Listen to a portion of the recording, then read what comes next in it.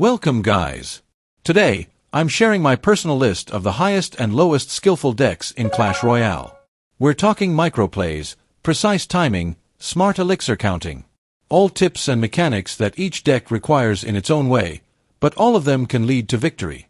And stick around till the end. The highest skill deck might just surprise you.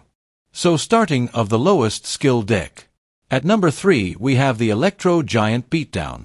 One of the most hated decks. It's incredibly easy to play. E-Giant with Tornado is really annoying.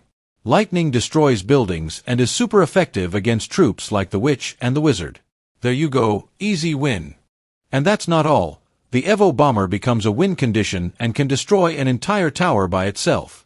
Not to mention the Golden Knight's dash.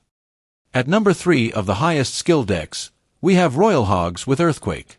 Less present in the meta than a few months ago, but still requires good skill. Overcommitting on offense can be fatal. On defense, you often need to be fast and play your cards in the perfect order. It's also tough to play against matchups with Lightning, which one-shots the Queen, and Earthquake, which makes it easier for enemy win conditions to connect to your tower. At number 2 of the lowest skill decks, we have P.E.K.K.A. Goblin Giant. I don't even know how to describe it. This deck has an unstoppable card synergy. Evolved P.E.K.K.A. and Goblin Giant with Rage are absolutely broken, but the real problem is the Goblin Machine. When protected by 2 tanks boosted by the Chef, it becomes unstoppable. It's often paired with Goblin Curse to counter cards like the Witch, but Zap works just as well. Still, no matter which version you play, this super aggressive deck requires 0 skill, and it's insanely strong. Taking the number 2 place of the highest skill decks, we have Minor Ballon Cycle. This deck is truly hard to play. You always need to defend with 110% efficiency and take advantage of positive elixir trades. The balloon is easy to counter, which makes minor support predictions essential.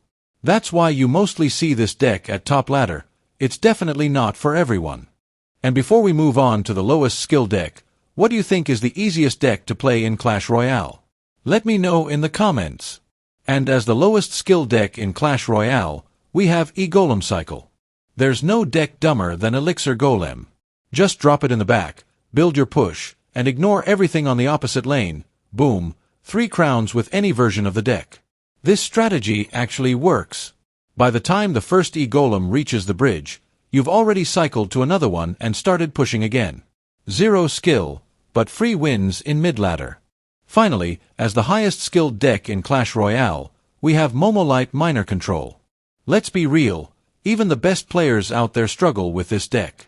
Keeping the right cycle, defending with just the bare minimum, and trying to outcycle your opponent, sometimes even that's not enough. There are matchups where you have to chip away with your rocket for damage, but the problem is you often need that rocket to defend against air troops. And why is that? Well, because this deck doesn't really have much to counter big, tanky air units. When faced with matchups like Lavaloon, it seems nearly impossible. But that's exactly what makes this deck so unique, and honestly, it's pure skill. You have to get every single interaction perfect. This is, without a doubt, the most skill-intensive deck in all of Clash Royale. If you're looking to take your gameplay to the next level, this is the deck to try.